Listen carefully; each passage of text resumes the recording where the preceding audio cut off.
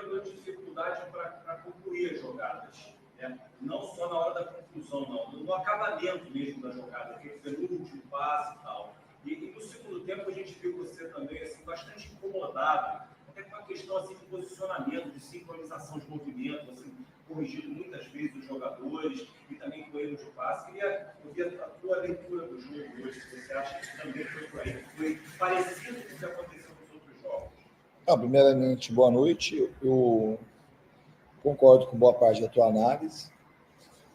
O CSA tinha uma postura mais defensiva desde o início, e jogar contra times que marcam mais atrás é um pouco mais difícil para criar mesmo. Mas eu acho que o time teve uma boa produção ofensiva, se tratando do time que está jogando em casa. Você pode questionar que é da Série C, mas não é fácil jogar aqui. O Grêmio teve muita dificuldade, acabou eliminado. Hoje o Retrô fez um jogo duro contra o Bahia, lá que foi 3-2. O CRB empatou com o Cruzeiro em 0-0 no Mineirão. Esses jogos de Copa do Brasil são jogos que os times ficam muito motivados, o estádio fica cheio. Então, a produção da equipe, a produção ofensiva do time, eu gostei. Eu só não gostei do resultado, não gostei da gente não fazer gol de novo.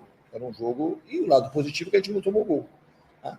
Acho que a gente ofereceu um pouco de contra-ataque a mais do que devia. Eu acho que a minha maior irritação no jogo foi essa. Para jogar contra um time assim, você tem que saber atacar, mas a primeira coisa é posicionar o time para você não sofrer contra-ataque. Eu acho que isso a gente pecou algumas vezes, somente no primeiro tempo. Foi o que acabou amarelando o Maurício Lemos.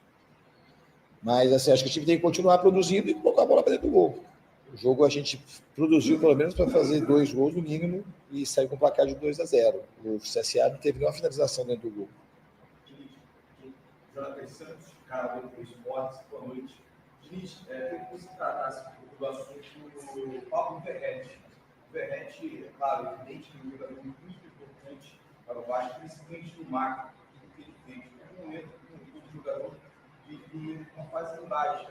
Queria saber se você tem um plano B para o ataque do Vasco, seja um jogador da base, ou até mesmo uma contratação que possa chegar, para construir o lugar do Verrete e ser um reserva imediato.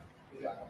Eu acho que a gente tem plano B, mas assim, o plano principal é recuperar o Verrete na questão dele colocar a bola para dentro. Ele é o cara, a característica principal dele como jogador é fazer gol. E hoje ele está jogando num time até diferente das outras temporadas, que cria muito. E eu acredito muito no potencial dele, tirando a questão que ele não conseguiu fazer gol nesses últimos jogos, ou pelo menos na quantidade que a gente gostaria, que ele fez o gol contra o Del Valle. Ele é um jogador que contribui em todas as fases do jogo. Contribui na marcação, contribui na movimentação, contribui na bola aérea defensiva. Então, ele não é só um cara, um atacante que vai fazer o gol. Ele tem uma contribuição muito importante na parte tática também. E é um jogador que tem muito a minha confiança. Agora, plano B, a gente tem plano B. Poderia ter colocado um outro jogador. O GB a gente preparou para ser esse reserva imediato, daqui a pouco está voltando. E a gente pode variar também, jogar assim com um falso 9, não tem nenhum problema. Mas o Verrete é um jogador que a gente tem muita confiança nele. Você pensa que um 4-4-2 seria um raio? Eu poderia jogar, não tem problema nenhum. É uma das possibilidades. Isso aí pode acontecer a qualquer momento. Mas no caso do Verrete, eu acho que ele precisa mais de confiança do que tirar ele do time. Não é isso que eu percebo nesse momento agora. Até hoje, acho que não faz parte da solução. Obrigado. E externo do também pergunta sobre o Nuno Moreira.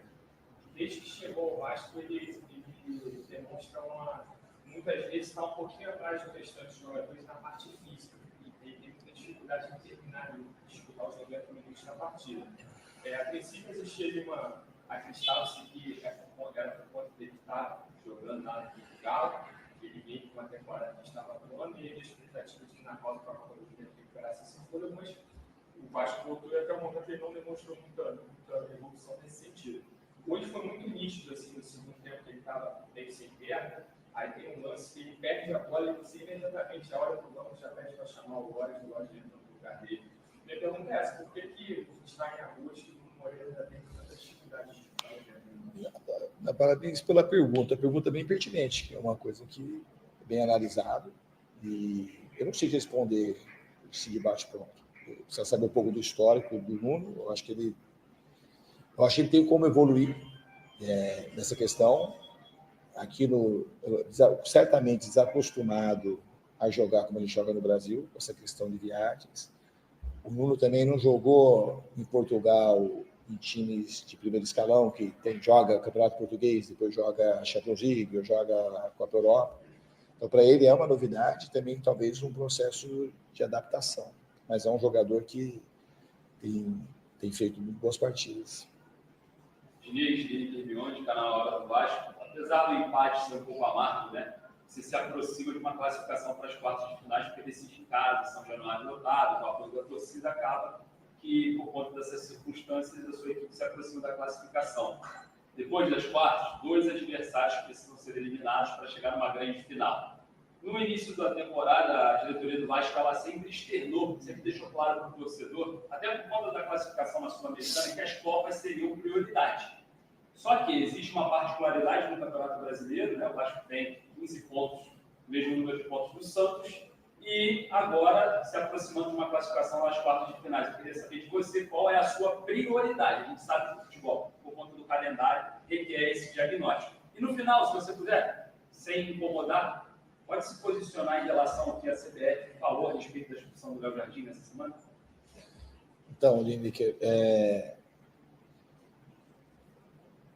começar pelo final. Da CBF, para falar a verdade, eu não acompanhei, assim, não sei textualmente, eu sei meio por cima o que eles falaram. Eu acho que tem um erro. Acho que existe uma certa interpretação do lado de fora, que existe em alguns momentos, o goleiro cai, hoje o goleiro caiu também. Muito provavelmente não tinha nada e caiu. Existe um apelo populista de que tem muita cera e tal, né? O que a gente questiona muito, que naquele caso específico do Léo Jardim, é que ele pediu atendimento, se você acelerar a câmera, ele não permitiu o atendimento, ele não foi atendido, e até foi constatado uma certa lesão. Não que aquilo fosse tirar ele do jogo, tanto é que ele jogou hoje. Mas se o juiz tivesse dado 12 minutos de acréscimo, eu acho que estava no direito dele. Agora, a expulsão, para mim, é assim, meio que inconcebível, porque ele interpretou da maneira que ele quis. Teve um lance parecido com o Rocher, que ele nem advertiu. O primeiro cartão que ele deu para o Léo Jardim foi muito severo, bem no começo do jogo. Eu não sou um treinador que fico falando de fazer cera. Todo mundo me conhece. Dificilmente o goleiro cai no chão. Ou dá para contar nos dedos esse que o goleiro cai no chão, comigo. Então, eu achei que equivocado esse posicionamento. Eu não sei o posicionamento textualmente da CBF. Pode me falar que eu não sei como é que eles se posicionaram. Se posicionaram a favor do árbitro. Então, eu acho que está totalmente equivocado do que ele fez. Porque, assim, se aquilo é a conduta, tem que ter uma certa conduta, tem que ter uma regra geral, um critério que vale para ter equanimidade no campeonato. E da minha carreira de jogador e treinador, foi a primeira vez que eu vi. Eu falei assim, o árbitro está certo. Então, ele foi certo só nesse jogo e só contra o Vasco. Então, isso que é meio que inaceitável. Vai ter, assim, eu tenho quase certeza que não vai ter expulsões por conta disso. Porque é muito subjetivo. Se o goleiro cai, o cara fala que é cera, não tem como ele saber. Não tem como ele saber. Então, assim, ele não pode fazer. Eu acho que foi um erro meio grosseiro, na minha opinião. Abriu um precedente que eu acho que não vai acontecer expulsões. Eu repito, hoje no jogo o goleiro caiu e provavelmente não tinha nada. Não teve amarelo, não teve nada. E nos outros jogos vão acontecer coisas parecidas. E o Vasco vai ser provavelmente o único penalizado. A outra pergunta que você fez é da priorização. Eu não acho que o Vasco tem condição de priorizar nenhum campeonato nesse momento. Eu acho que na condição que a gente está no Campeonato Brasileiro, a gente tem que priorizar agora o jogo do Mirassol. E terminar o Mirassol, priorizar o CSA. A gente não tem a mínima chance de colocar prioridade nessa etapa que a gente está. Tem que fazer o nosso melhor, os melhores jogadores hoje, os melhores jogadores no sábado e depois os melhores na quinta-feira, e assim a gente tem que seguir por hora. Se lá na frente a gente conseguir pontuar bem no Brasileiro, quando estiver perto de uma fase decisiva e a gente achar que seja importante a gente poupar alguém para um jogo decisivo, pode ser que aconteça, mas nesse momento não dá para priorizar. A última aqui, você achou justo a expulsão do João Vitor? Acho que foi uma sequência de cartões amarelo. Eu não estava, eu acho que o juiz fez uma boa arbitragem. Acho que teve critério. E eu acho que, não, na minha visão, de onde eu estava, não tem que questionar a expulsão, não. Acho que foi uma expulsão justa, coerente. Diniz, queria que você falasse também do Ryan. É um jogador que a gente sabe que é um jogador importante para o elenco, para você, um cara jovem, um cara forte e tal, mas é um jogador que parece que perde a concentração em alguns momentos do jogo. Hoje, por exemplo, no primeiro tempo, ele até participou mais, você estava com ele muito tempo, ele chamando ele, o PH e o Tietê ali para jogar junto, mas no segundo tempo ele sumiu completamente do jogo. Isso é o quê? Isso é desconcentração, é falta de entendimento, às vezes tático, de leitura de jogo, para ele saber se posicionar? O que está acontecendo? Eu acho que o Rayan desconcentra um pouco mesmo no jogo. E ele tem um potencial gigantesco. Então, assim, para a gente ter ele mais ativo no jogo, o Vasco ganha muito. Ele está aprendendo a ser mais ativo.